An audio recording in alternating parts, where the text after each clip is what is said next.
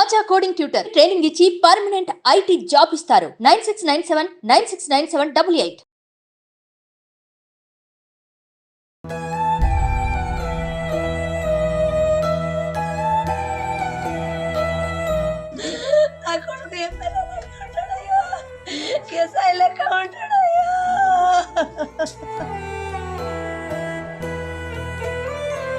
Hi hello welcome to Suman TV. ప్రస్తుతం మనం వరంగల్ జిల్లాలోని గీసుకొండ మండలంలోని నందనాయక్ తండాలో ఉన్నాము.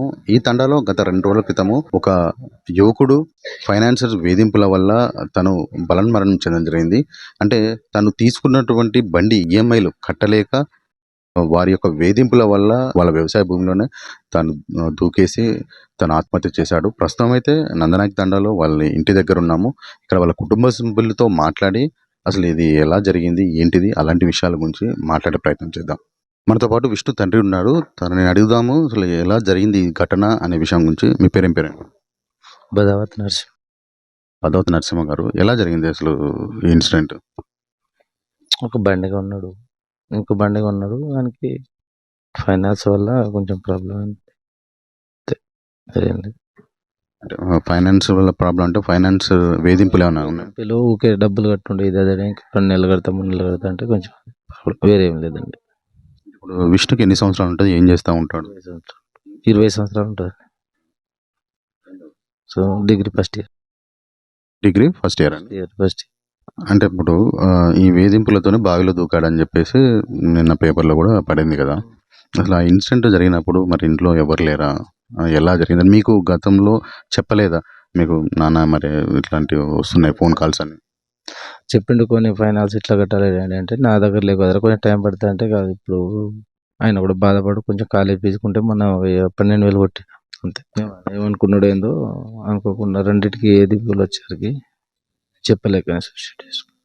అంటే ఇప్పుడు ఈ వేధింపులు అనేది ఫోన్ కాల్స్ రూపంలో అంటే మీకు రావడం, మీ ఫ్రెండ్స్ రావడం, కానీ ఇక్కడ ఊళ్ళో గ్రామస్తులు రావడం అని ఇలాంటి వేధింపులు ఏమన్నా వచ్చాయి? ఇవి వచ్చినాయి. మా తమ్మునికి ఫోన్ కాల్ చేసి ఊకే బండి ఫైనాన్స్ కట్టాలి, ఎక్కడ ఉంది బండి ఎత్తుకోపోదాం అనేది అంతే.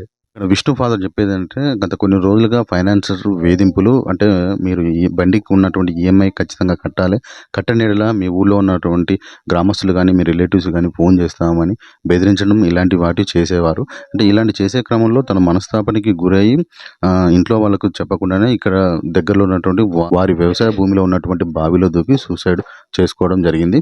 ప్రస్తుతం మనతో పాటు ఇంకా వారి బంధువులు ఉన్నారు, వాళ్ళతో కూడా మాట్లాడదాం. మీ పేరేం పేరండి? వాళ్ళ బాబాయ్ని. వాళ్ళ బాబాయ్. మీ పేరు? పదావత్ కిషన్. కిషన్, ఏం జరిగింది అసలు? ఎట్లా ఉండేది మీతో విష్ణు? బాగా క్లోజ్ ఉండే, అప్పుడప్పుడు ఫోన్ చేస్తాను. నేను కూడా ఒక 10-15 సార్లు ఫైనాన్స్ ఫోన్ చేస్తే నాకు నెంబర్ ఇచ్చిండట. అయితే చేసినప్పుడు అతనికి లొకేషన్ పట్టుకోండి మేడం, ఆయన కూడా డబ్బులు ప్రాబ్లం ఉన్నాయంటే, అవసరం అయితే బండి తీసుకోపోండి కానీ నాకు ఎందుకు ఫోన్ చేస్తాను మేడం అంటే మా ఓని చెప్పిన పట్టుకోపోని అవసరం అయితే ఏమున్నది లే మాట్లాడిన. ఇప్పుడు అంటే ఆ రోజు చనిపోయే రోజు తన బావిలో దూకినప్పుడు అంటే ఆ టైంలో ఇక్కడ మీ ఇంట్లో ఎవరు లేరా అండి? ఎవరికి ఫోన్ చేయలేదు. రూమ్ నుంచి వచ్చిందని అంటాను. వాళ్ళ ఫ్రెండ్స్ 10-10:30 ప్రాంతంలో వచ్చినట్టు. మాకైతే ఇలాంటి ఫోన్ చేయలేదు. ఈ పొద్దుగాల 10-10:30 10-11 ప్రాంతంలో చూసినా సార్ ఆ బైక్ వెళ్ళిపోతా అంటే బండి సెల్లు పక్కన పెట్టి లోపలికి. అంటే గతంలో ఈ ఫైనాన్స్ వేధింపులు జరుగుతుంటే మీ దృష్టికి తీసుకొచ్చారా? అంటే వాళ్ళ నాన్న దృష్టి కానీ మీ దృష్టికి కానీ? అలాంటిది ఏం లేదు. ఎలాంటి విషయాలు మీకు చెప్పకపోయేది? ఇక్కడ విష్ణు వాళ్ళ తల్లి కూడా ఉన్నారు, వాళ్ళ తల్లితో కూడా మాట్లాడే ప్రయత్నం చేద్దాం. ఏం పేరమ్మా మీ పేరు? కవిత. కవిత గారు, ఎలా జరిగింది అసలు? మీ అబ్బాయి 21 సంవత్సరాలు ఉంటాయి, డిగ్రీ చేస్తున్నాడు. అట్లా ఈ ఫైనాన్షియల్ వేధింపులు జరుగుతుంటే మీ దృష్టికి ఎప్పుడైనా తీసుకొచ్చారా? ఒకేసారి మీ ఇంట్లో ఉండి మీ నుంచి దూరం అయిపోయాడు, ఎలా అనిపిస్తుంది? మధ్యాహ్నం ఫోన్ చేసిండు, ఆదివారం మధ్యాహ్నం చేసి 1 నెల కట్టుకోండమ్మా అన్నాడు. అయితే మేము ఇంటి మీద ఫైనాన్స్ ఎత్తుకున్నాం. నెలకు 25,000 కట్టాలరా, నీకు ఎక్కడిచ్చి కట్టాలి, లేవు రైస్ ఈ నెల ఎట్లయినా నీకు వస్తాయి కదా, ఆ డబ్బులు కట్టుకుంటే నాకు 15వ తారీఖు వస్తాయి అమ్మా, డాడీకి చెప్పి కట్టి అన్నాడు. కష్టం రా, మందులు తీసుకొచ్చినాం పొద్దున్నే, కష్టం కట్టుడురా, డాడీకి చెప్పి చూడు అన్న. చెత్తాలే ఇక్కడ ఉన్నాడు డాడీ అంటే పంచాయతీకి పోయినాను. మా తిన్నావా, నేను డాడీకి ఫోన్ చేయనా అన్నాడు. చేయరా అన్న. నువ్వు బావి కాడ ఉండకమ్మా ఇంటికి పో ఒక్కదాని ఏం చెప్తావు అన్నాడు. ఇక చాలా సేపు మాట్లాడిండు. నాకు బాగా సమస్యలు ఉన్నాయమ్మా, నాకు టార్చర్ బాగా ఉన్నది అన్నాడు.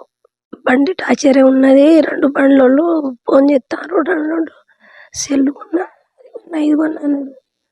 ఏం టార్చర్ ఉన్నా నేను చూసుకుంటా, ఇంటికి రా బిడ్డ అన్న. నేను రాను, 3 రోజులే ఎగ్జామ్ ఉన్నదమ్మా, నేను చదువుకోవాలి అన్నాడు. ఫోన్ కట్ చేసిండు. ఇక అంతే అవే తన చివరి మాటలు. చివరి మాటలు అంతే మాట్లాడాడు. నువ్వు మంచిగా ఉండవమ్మా, హాస్పిటల్ పో అన్నాడు. అన్నీ ఏదేదో మాట్లాడుతున్నావు, ఇంటికి రారా, నేను మంచిగా చూసుకుంటాను. ఏం మాట్లాడలేదు, డాడీతో చెప్తా అని డాడీకి ఫోన్ చేసిండట. అంటే ఆ రోజు ఆ ఇన్సిడెంట్ జరిగినప్పుడు మీకు ఎవరు చెప్పారు మొదటగా తను బావిలో దూకాడు అని చెప్పేసి? అంటే మీకు తను ఇంటిమేషన్ చేశాడు? నేను అది ఏదో గీసుకుంటా పోతానా, రోజు పొద్దుగాల 6 గంటలకు పోతా, ఏదో అది మందు చెప్తారని పోతే అట్లా పోయినాక ఆ పూరుడు ఫోన్ చేసిండు. ఆంటీ అంటే విష్ణు ఇంటికి వచ్చిండు, ఫోన్ లేపుతలేడు, ఒక్కసారి విష్ణుకు ఫోన్ చేయవా ఆంటీ, ఫోన్ ఇయ్యంటీ అన్నాడు. అంటే విష్ణు ఇంటికి రాలేదురా, అయినా వస్తే నాకు ఫోన్ చేసి వస్తాడు కదా, రాలేదు ఇంటికి అని నేనన్నా. అంటే కాదండి ఇంటికి వచ్చిండు విష్ణు, రాత్రి 10:30కి వచ్చిండు.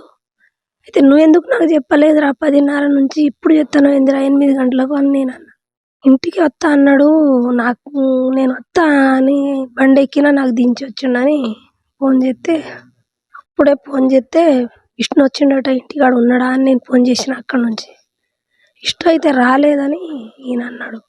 మొత్తానికైతే విష్ణు క్షణికావేశంలో తీసుకున్న నిర్ణయం కావచ్చు, తలకు మించిన భారం కావచ్చు, అధిక ఫైనాన్స్కి కానీ ఈ ఫైనాన్షియల్ దగ్గర బండ్లు తీసుకొని అవి కట్టలేని పరిస్థితిలో తను ఆ భారం మోయలేక ఇటు తల్లిదండ్రులకు చెప్పినా వాళ్ళకున్నటువంటి ఆర్థిక సమస్యలతో వాళ్ళు ఇవ్వలేని పరిస్థితి, ఈ కారణాల వల్ల ఎలా కట్టాలని కూడా కావచ్చు, ఫైనాన్షియల్ వేధింపులు కూడా కావచ్చు. మొత్తానికైతే తను గత 2 రోజుల క్రితము ఇక్కడనే తన వ్యవసాయ భూమిలో ఉన్నటువంటి బావిలో దూకి సూసైడ్ చేసుకున్నాడు.